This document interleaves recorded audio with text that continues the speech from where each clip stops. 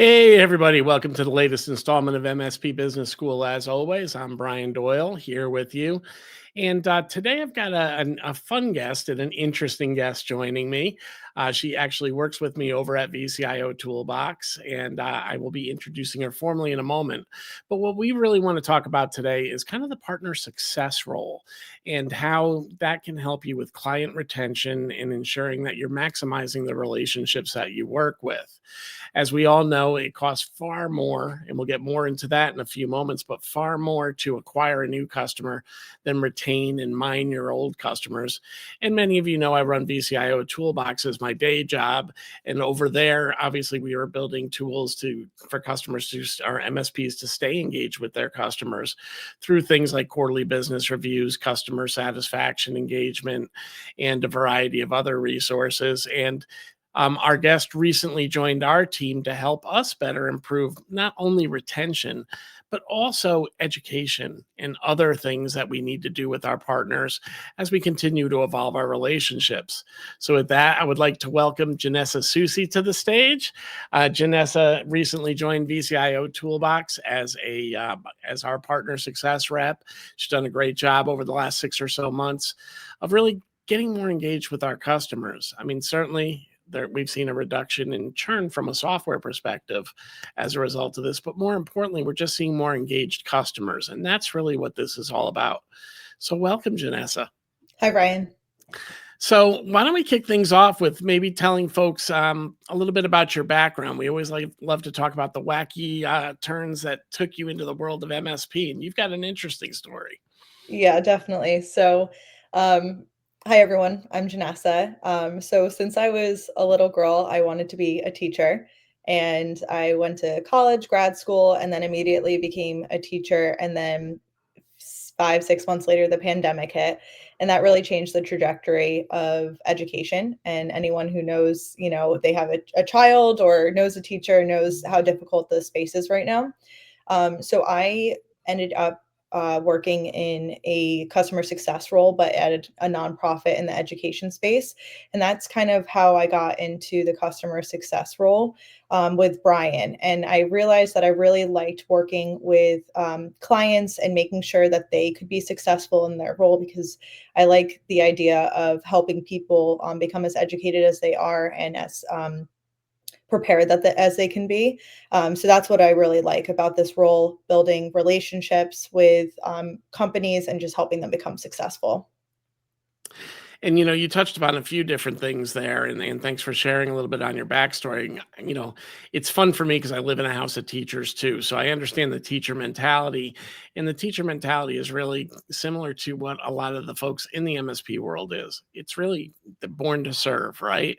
And when we look at what we're doing, we're really trying to serve our constituents and make their lives a little bit easier, a little bit better along the way. In the world of teaching, obviously, we're trying to educate the future so they can have better lives. And there's a lot of parallels between the two. And when I look at what we're trying to accomplish and what most MSPs are looking to accomplish when building either a customer success or partner success role, it's really trying to stay more connected with the customer.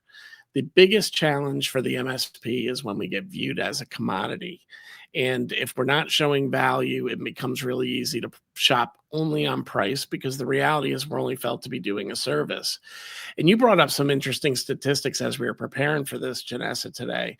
One of which that, it costs 5 to 7 times more to acquire a customer than it does to retain one long term. And I agree with that number. And, I said to you, one of the biggest things I said about when I transitioned from telecom into IT services was that it was the gift that kept on giving. If I stayed engaged with my customers, I would ultimately learn more that they were trying to do. And that would, of course, give me more project opportunity, more layered on service opportunity, and really allow me to grow that relationship. I came from a telecom background, and back when I was selling telecom, you could also get 5-year contracts. So I would sell something to a customer, and I might not have anything to talk to them about for another 4 years. And as a result, they very quickly forget who you are. So, let's talk about, your first 6 months here within the, MSP space, and tell us a little bit about kind of what your journey's been like so far. So I have really become excited about our platform. I think that it is a really great space again to make small business owners really successful and be able to combine all of this different data and information to tell a true story to their clients, I think is really important. What I have found really interesting in my role is our QBRs. And what we have found in a lot of our meetings with our subscribers is how much they don't know about the platform. For instance, just closing meetings. That's something that we were able to fix and address through our newsletter to let people know that in order to make the platform work the way that it's intended to, is that they need to close their meetings after they input all of their data. And just, I think, getting feedback from our subscribers has been really beneficial. We want to make sure that we are, understanding what their needs are and being as responsive as possible. And the only way that you can do that is having a constant flow of communication with, your subscribers. No doubt. And that translates directly, guys, into what you do as MSPs too. Janessa might be citing a couple things that are platform based, but certainly when you look at the underlying conversation there, it's stay engaged and continue to educate. Customers don't know about a lot of the tools that they're using on the daily and don't know how to extend them. I always say, let's look at our Microsoft Office 365 subscriptions. They are beasts. There is tons of applications in there. And as a result, a lot of times our end users don't know how to use those tools. But more importantly, we might not have a good understanding of how to even extend those tools into their environment until we have a conversation with the customer. AI is all the rage right now. And we need to understand from our customers, what are the things that you're doing manually that are repetitious that you can potentially replace? And then we can look at other solutions. And when you think about the partner success role, obviously it's meant to enable and the user to be better at using our platform, leveraging your services. But there's also that kind of underlying reward that comes back, which is expanding your services with that customer. And one of the things you've done real well, Janessa, is kind of getting them back to the table so we can understand where they need assistance. And in doing that, we're definitely seeing that they are spinning up, more and more customers inside of our tool. And for you as MSPs, by having that same approach, you're probably going to uncover new services that you didn't even know that you can offer to them. So, kind of talk a little bit about, you unpacked a couple things you're doing, but talk about some of the key things you're doing in your role, the day-to-day activities that you're doing, because all of these translate to the MSP world as well to stay engaged with our customers. Yeah, I think my favorite thing that we've integrated is our weekly newsletter. So we have, as a small business startup, we are constantly evolving and changing based on, what we think is going to be the most effective. So we started out doing a weekly newsletter, and then we found that it might have been a little overwhelming. So we have been pushing out some more email blasts that are specific to the podcast or specific to things on our platform that we think are being overlooked or people might not know about. Um, and I really like the idea that we have our hands in a lot of different things. So the podcast, we're posting on LinkedIn and YouTube, and we're trying to just have the brand visibility and making sure that our, subscribers and potential people that we, might be connected with are aware of us and know that we're doing a lot, and knowing that we are, we have thought leadership in this space, and we're not only doing things to make money, but also to just benefit the space and MSPs in general. And I think that that's really important, is us just being really genuine in the sense that we want everyone to succeed. And just, Brian, from your personal experiences at being an MSP for so long, you know what it's like. And I think that that's also really important. It's like a coach that's never played basketball before. I actually did that. I had to read Basketball for Dummies, and that was not that fun for me. But I wasn't that great of a coach because I had never played the game. Whereas you have been a player, and you are really leading the thought leadership, I would argue, in this space to make sure that people know what's going on. And I think that's one thing that we've been really successful with as a company, is just really having a lot of outreach and making sure people know that we're there. Another thing is that customers or our subscribers are all different. So there's people that I talk to multiple times a week, and there's people that I have not talked to yet, and that's okay. I think it's kind of like education where you can lead a horse to water. That doesn't mean that they're going to drink or that they need to drink. And you just want them to know that the water is there when they need it. Yeah, and I think that's a great statement because, everybody learns, everybody consumes in a different manner, right? And, even in the MSP world, all my customers, not all of them wanted to meet with me for business reviews. Not all of them wanted to engage on a repeatable process. But the thing I did see is the ones that didn't engage were often the ones that were most at risk in our relationship as well, because they just didn't know what they didn't know, right? And I go back to that whole thing about being consistent. And you've kind of talked about that, whether you realized or not during that whole conversation. It's being consistent in what you do. We do this podcast. We try to get it out every Tuesday, and that's a consistency on showing up, during the week. We also do Tuesday coaching every Tuesday, unless there's travel constraints. And that's really important too, because those consistencies of what you bring out to the customer, newsletters, whatever your marketing is, when you show up at the same time every week, people actually recognize when you don't show up, and actually in some cases have concern. When we went through the transition on this podcast where my former co-hosts Rob Rogers and Tim McNeil decided to step away from the podcast, I took about a month and a half break as we kind of regrouped that. And I had people reaching out to me because they were used to, hey, this conversation would happen on Tuesdays. And part of the partner success role is making sure that those touches are happening on a steady basis. And one of the things that I can say by having somebody dedicated to this role now and not having it be part of the owner-led process, which many of you MSPs fall into too, is it actually gets done. And that's really the biggest thing, done with consistency, done on a schedule.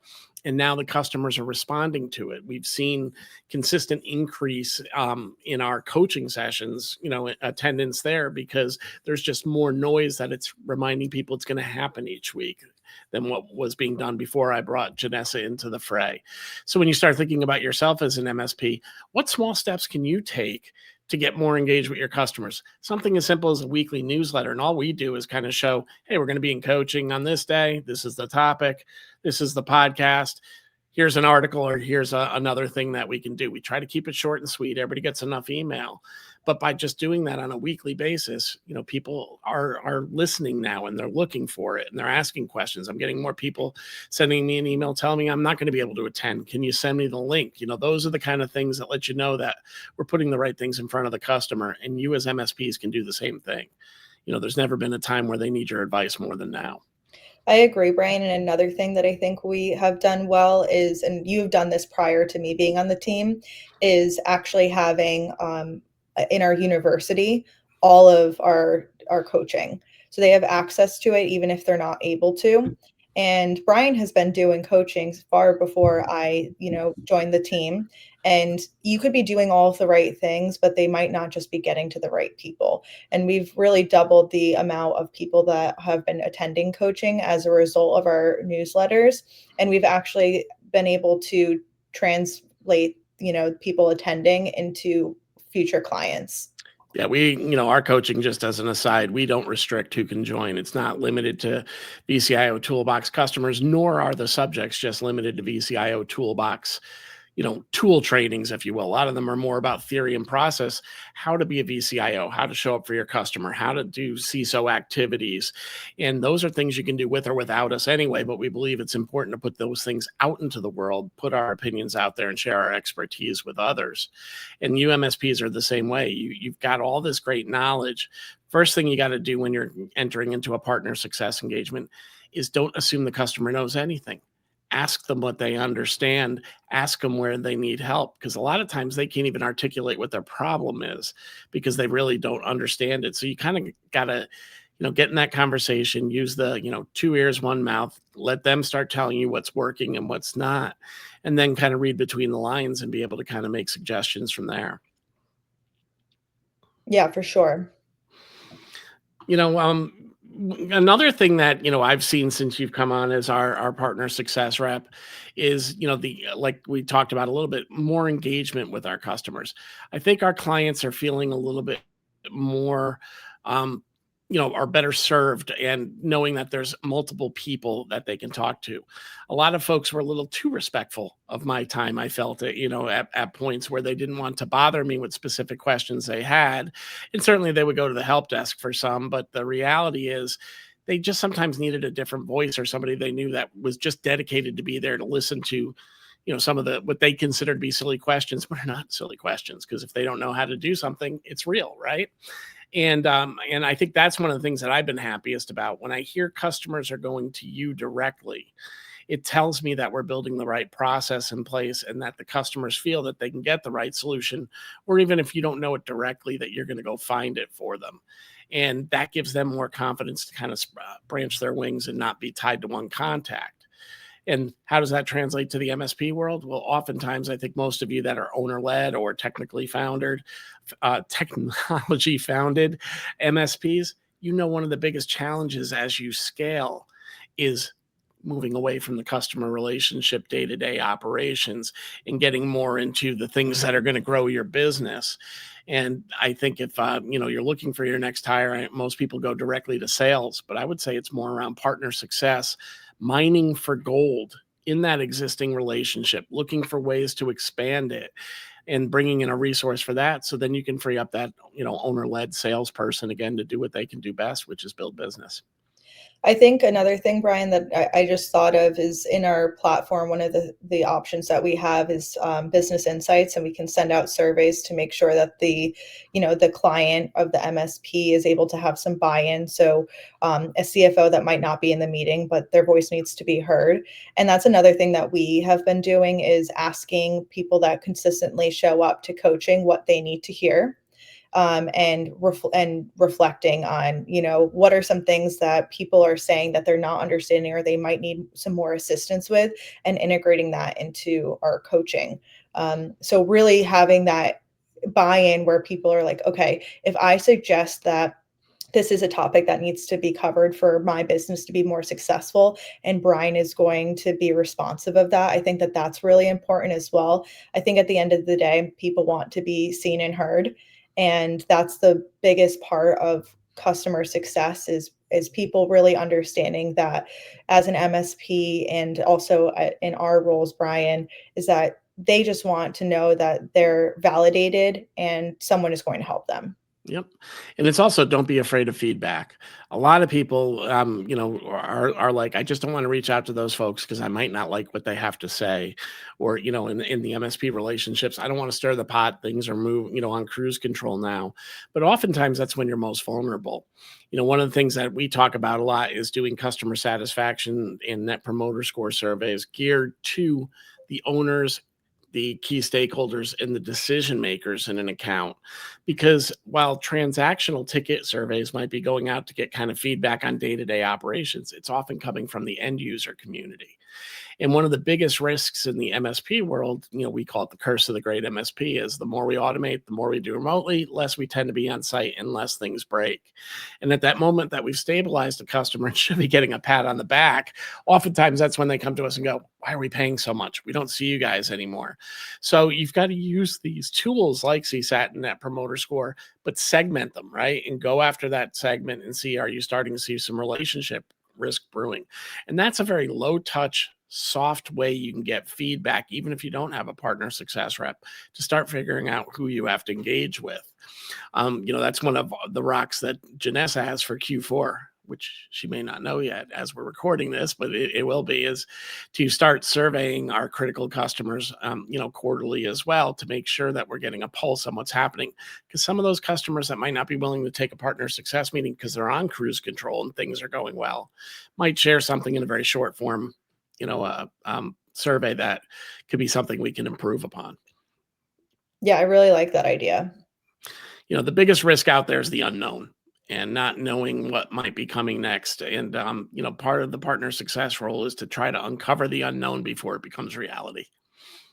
I also think just having a lot of visibility makes people feel more comfortable as well. And like you said, Brian, people have been really almost too respectful of your time, and knowing that I am a designated person for them to reach out to, and knowing that I want to help them and building those relationships, you'll get so much more out of people than, if you don't have any relationship with them. Like you were saying at the beginning of our podcast, where, you would get the sale and then 4 years later, you wouldn't have anything to talk to them about. They And you didn't even want know to, who you were anymore. Oh, you're yeah, that and guy? you want to make sure that you just have a pulse on where everyone is, and also just know who they are as people. I think that that's something that has been lost because we're all so busy, but really knowing who you're working with as people first and professional second, I think is imperative as well, just because if you have a personal relationship with someone that's obviously so professional, you're going to get a lot more out of that professional relationship. The other thing I don't want to lose sight of too is there is a lot of your former life included in this process too. Teaching is a key component of the partner success role. It's a different style of teaching, I'll admit to, but the reality is a lot of what you do is helping them with areas of the software they don't know, extending their use within the software, really doing the training portions of it. You've even started moving into doing our weekly demos now because you've got enough understanding of the platform that you can go out and do that and help people get a taste of what's to come, and then they can schedule a more formalized demo. How are you finding that part satisfying your itch to still teach? I mean, are you feeling a little of that as well?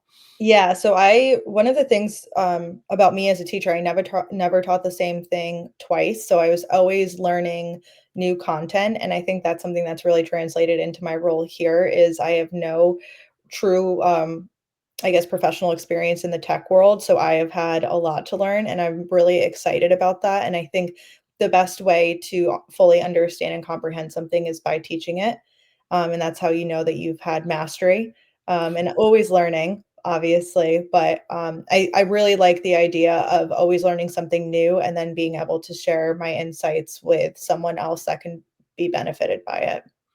And for you guys in the MSP community, that's really the thought leadership step that you need to take.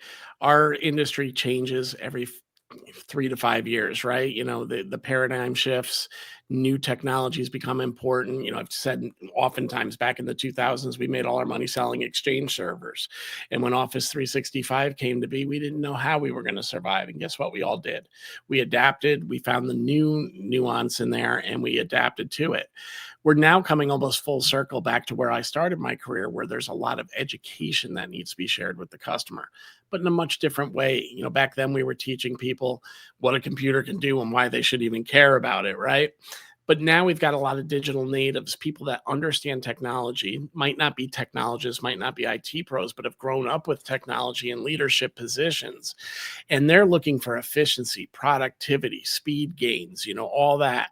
And with the emergence of AI, with security never going out of style, and certainly with more and more, applications needing to be delivered to customers, I think there's never been a greater time for MSPs to kind of adapt away from, the break fix model and really take on a more leadership role. And the best way to get started on that is simply implementing a partner success plan where you're getting in with your clients and hearing what's going on in their world. Then you can start seeing where the commonalities are and start thinking about what the new deliverables might be.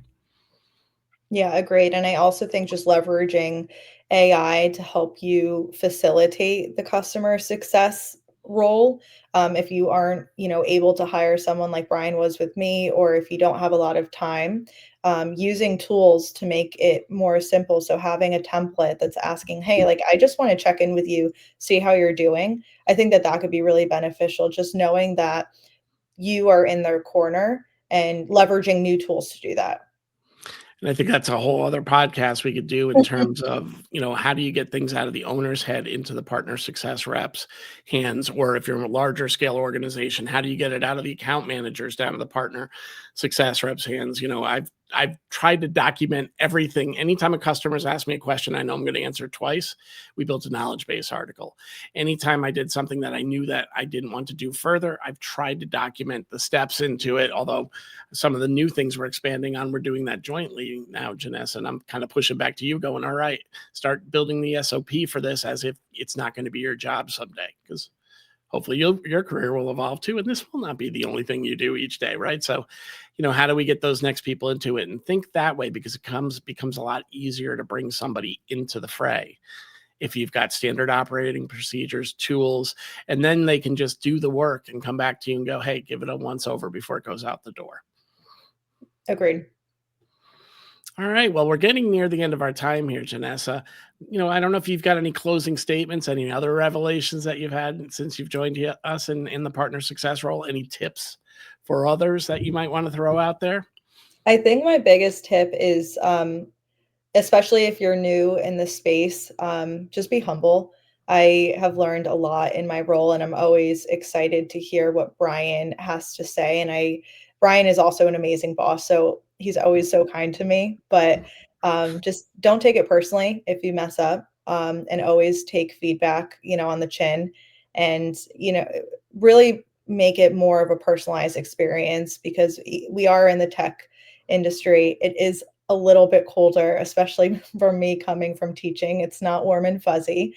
And just having that human interaction, I think, is really, really important to your success as an MSP. Well, I appreciate the kind words, but the reality, and almost any person in a position of responsibility will say it. Bosses are meant to work for their team. We're here to help navigate and support, what you need. You ask great questions. You aren't afraid to come for questions. And as leaders, we have to make an open environment because that's how people are going to grow. People are going to get better at their jobs. And the better they get at their jobs, the less we tend to have to take on. So, while I'm always happy to give support, the reality is where the support's been needed is in things I would expect you wouldn't know yet. New to the tech industry, you've got to learn some of the jargon. And my God, do we have alphabet soup? And you have to learn some of the, the things going on. And I told you 5-6 months ago, I go, it's going to be 6 months before you even feel comfortable in understanding the basics of what you need to do. And then you're going to realize, like I do every day, we get dumber because there's so much more out there that we need to learn or every day we find out more that we could learn and how expansive technology really is. I've said that for, 30 years now. Every day I get dumber because I find something else I didn't know about, and Lord knows I don't have the energy to research it all now. All right. Any other closing thoughts before we wrap up today, Janessa? No, I think that's it. Thanks so much for having me, Brian. Yeah, no, this was fun. It was nice to get a different perspective, and I appreciate you being willing to come on and share. So thank you for joining me.